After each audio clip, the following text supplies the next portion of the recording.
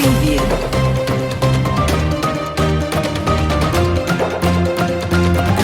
Preview. 네, 최근의 부동산 향방과 트렌드를 알아보는 부동산 이슈 브리핑 시간입니다. 오늘도 역시 이진호 대표님 자리해 주셨습니다. 대표님 안녕하세요. 반갑습니다. 네, 반갑습니다. 네. 자, 금주의 이슈 브리핑 어떤 것들이 준비되어 있을까요? 네, 최근에 이제 저희가 금융 규제 때문에 문제가 좀 많이 있었고 또 공급 문제들도 여러 가지가 나왔었는데 이제 설을 앞두고 나서 대선에 대한 향방들뿐만 아니라 최근에 이 글로벌 악재들이 조금씩 나오기 시작하거든요. 그 악재에 대한 얘기들 그리고 여러 가지 공급 부분에서 건설업체들의 어떤 부실공사 이런 것들이 시장에 좀 악영향을 주는 뉴스들이 좀 많이 나왔습니다. 오늘은 그런 뉴스들로 한번 구성이 됐습니다. 네, 그럼 저희가 하나씩 또 살펴보면서 말씀 들어보도록 하겠습니다. 네, 첫 번째 이슈 브리핑입니다. 네. 회색 코뿔소 3% 성장 발목 잡나 자산 가격 조정 여부 주목이라고 되어 있는데 네. 자, 흔히 잠재적 어떤 커다란 위험 요소를 갖다가 회색 코뿔소라고 표현을 하죠. 그렇죠. 자, 그렇다면 지금 보니까 금리 인상에 대한 얘기들이 많은데 네. 그렇다면 금리 인상만이 회색 코뿔소일까요? 그렇지는 않습니다. 일단 우리가 회색 코뿔소의 이전에 우리가 블랙스완이라는 게 있었잖아요. 근데 검은 백조가 흰 백조 네네. 사이에 하나가 돌출됐을 때, 야 백조가 이게 검은색이 나타나 이런 충격이 온다 이런 것들을 시장에서 예측하지 못했던 사태가 나타났을 때 비유를 하는데 회색 코뿔소는 그 이후의 문제라고 보시면 되죠. 저 멀리에 있는 회색 코뿔소가 천천히 내게 다가오는데 다가올 걸 알고 있다라는 얘기죠. 그랬을 때 현실화됐을 때 더 무서운 것들인데 지금의 금리 인상들은 작년부터 계속 예고가 돼 있었던 거라서 사실 어떻게 회색 코뿔소의 입장에서 본다면 금리가 앞으로 계속 올라갈 것이다 이런 느낌들이 왔다는 거예요. 근데 실제는 금리 인상 그 이전에 뭐가 있었냐면 우리가 코로나라는 게 있었기 그렇죠. 때문에 코로나로 인해서 나왔던 결과물, 그 블랙스완이라는 건 뭐냐면 돈 풀기가 나왔던 거고 그 돈 풀기로 인해서 나중에 이 돈 걷어들이면 어떻게 될까라는 예측들을 했을 때 그것이 금리 인상, 또 긴축 이런 걸로 올 것이다라는 얘기들이 충분히 기대가 됐다라는 거죠. 이것이 이제 실제 점점점 눈에 드러나는 회색 코뿔소로 다가오고 있다. 이쪽이 더 맞기 때문에 금리 인상은 저 멀리서 다가오는 회색 코뿔소의 첫 번째 모습이라고 보시면 더 좋을 것 같고 앞으로 점점점 다가오면서 커지는 모습들 여기서 어떤 게 더 있을까 이 부분들을 우리가 좀 더 초점을 맞춰봐야 되겠죠. 말씀대로라면은 회색 코뿔소는 우리가 사전에 어느 정도 준비만 잘하면 어떻게 보면 타파할 수 있는 문제가 아닌가 싶은데요. 그렇죠. 네. 네. 자, 그렇다면 그 또 인플레이션도 굉장히 또 대두되고 있는데 네.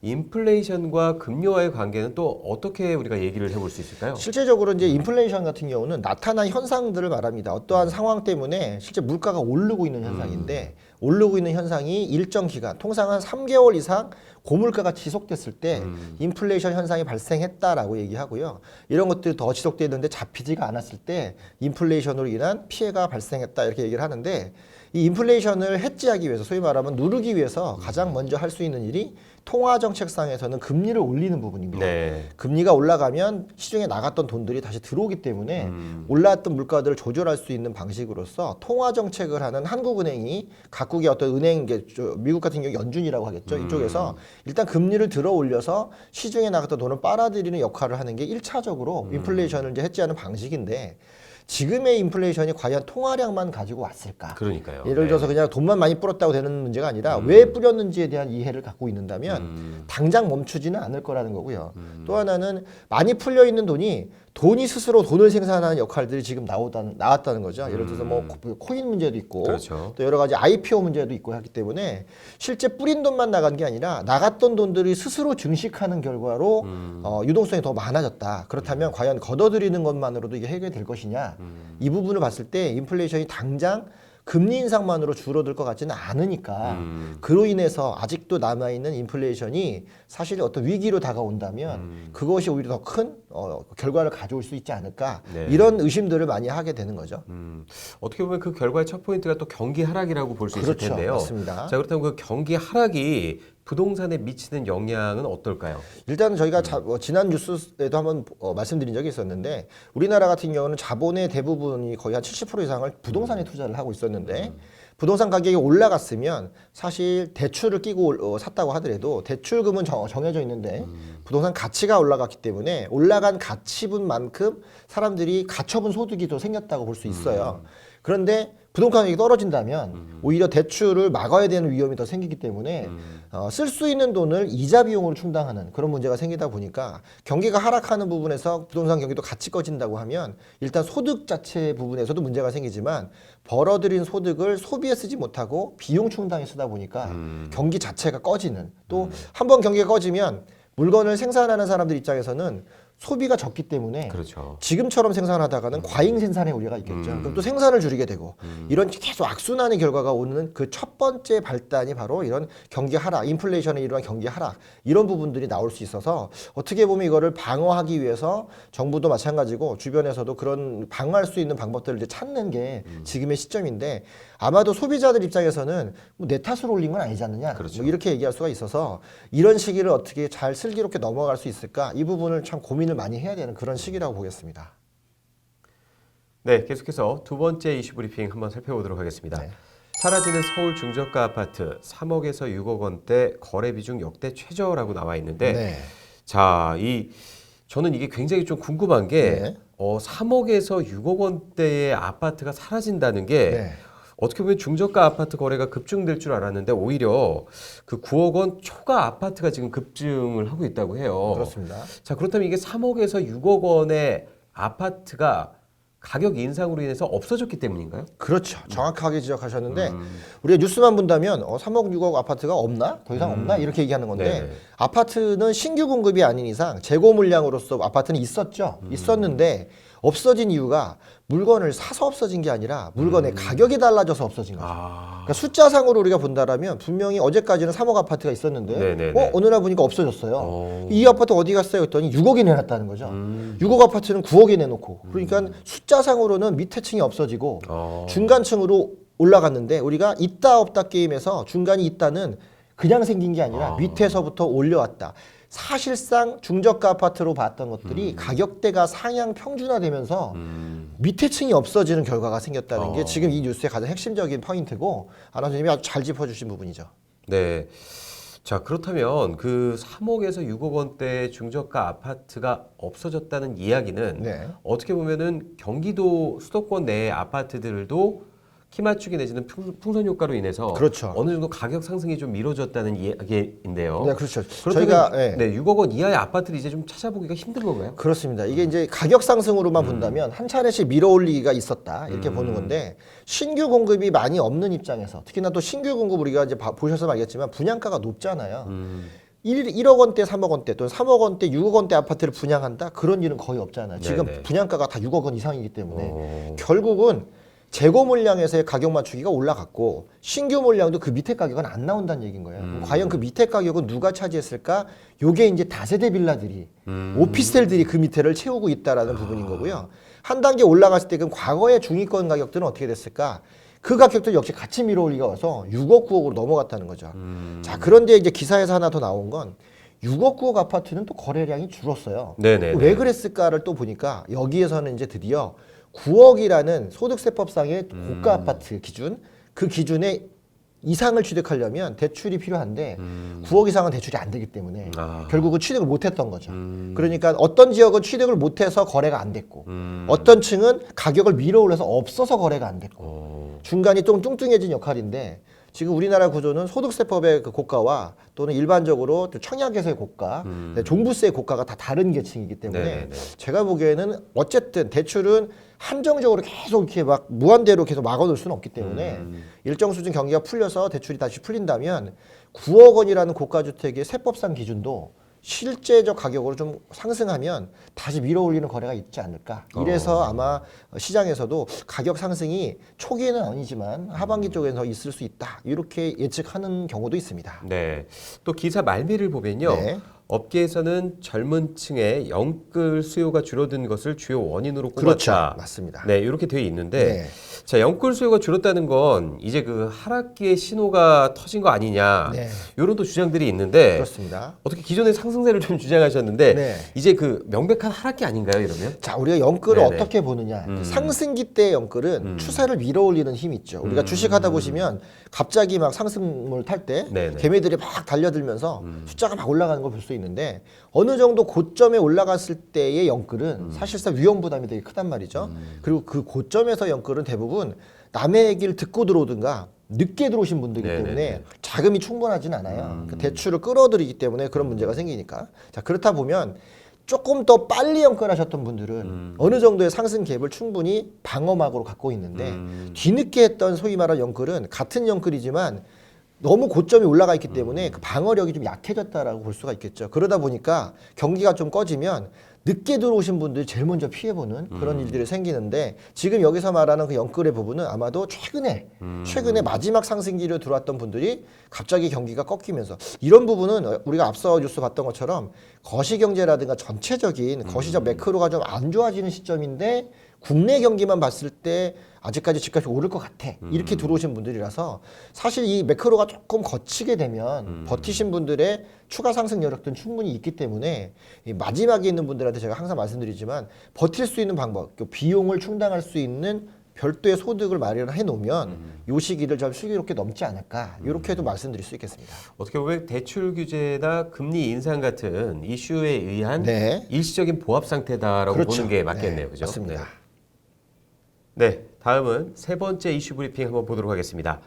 도실시공 여파, 보고사자, 아파트 후분양제 목소리라고 돼 있는데 네. 아, 참 광주 아이파크 붕괴 사고로 맞아요. 인해서 심각하죠. 참 가슴 아픈 일이었는데요. 네.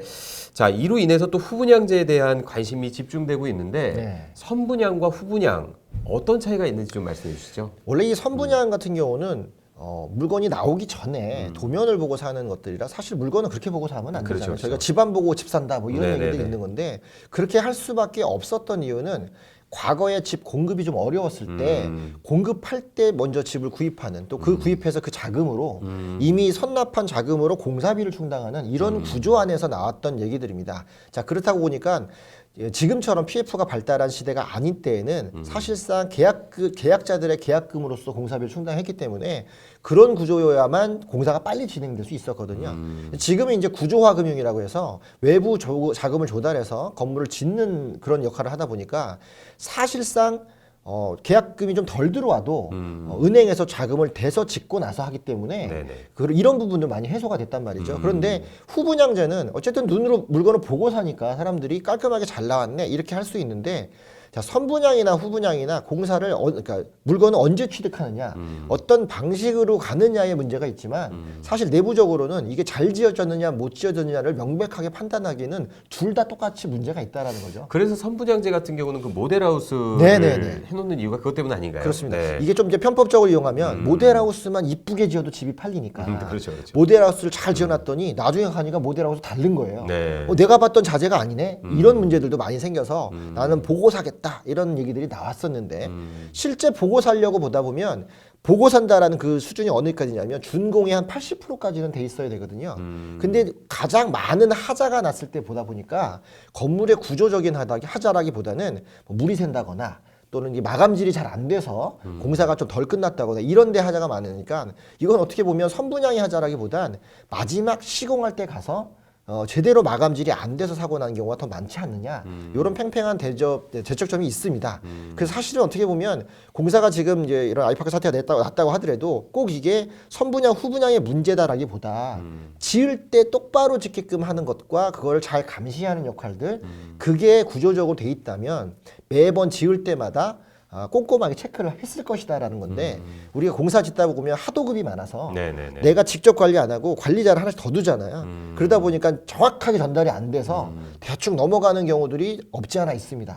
이런 부분들이 나중에 쌓이고 쌓이다 보면 이제 하자로 드러나는 부분들인데 저는 하나 더 주목해야 될 게 어떤 거냐면 이거는 지금 나타나는 현상이죠. 사건인데 네네네. 자, 이로 인해서 시장에 어떤 변화가 있을까 이걸 봤을 때 이런 거는 체크를 하다 보면 공사 기간이 네네. 길어질 수밖에 없거든요. 공사 기간이 길어진다는 얘기는 실제 물건을 보기까지도 시간이 오래 걸리기 때문에 이거는 원초적으로 공급이 늦어질 수 있는 그런 포인트도 갖고 있다. 지금 공급이 되게 많이 없어서 공급 많이 해야 된다고 하는데 그 사이에 이렇게 사고가 나서 더 철저히 검증한다라고 한다면 2년짜리 공사는 2년 6개월, 네. 2년 6개월에 3년 가기 때문에 우리가 생각하는 수도권에서 좋은 집을 공급받을 수 있다는 시기는 더 늦어질 수밖에 없고 시간이 아무래도 더 딜레이 될 그렇죠. 수밖에 없겠네요. 그러다 보니까 네. 공급 부족 현상이 만연화될 수 있는 문제가 있기 때문에 투자자분들이나 이런 분들은 이런 현상을 보고 안타깝다 이것도 있지만 제대로 공급이 좀 더 어려울 수도 있겠다.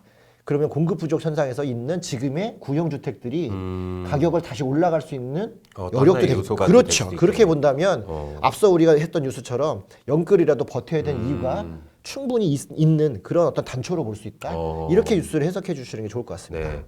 자, 그렇다면 네. 지금 말씀하신 대로라면 그 3기 신도시의 사전 분양에도 사전 청약에도 어떻게 보면은 좀 많은 영향을 좀 미치게 될 것 같은데 이런 후분양제가 맞습니다. 어떻게 보십니까? 정확한 지적하셨는데 삼기 신도시는 지금 25년 우리가 얘기를 하고 있고 지금 네네. 청약을 사전 청약을 하고 있는데 사실 이거는 공사가 들어갈 때 문제잖아요.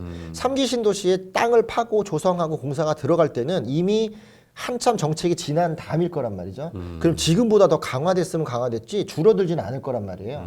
자, 그렇게 본다면 3기 신도시의 어떤 문제에서도 공사 기간이 더 길어질 수도 있다는 얘기예요.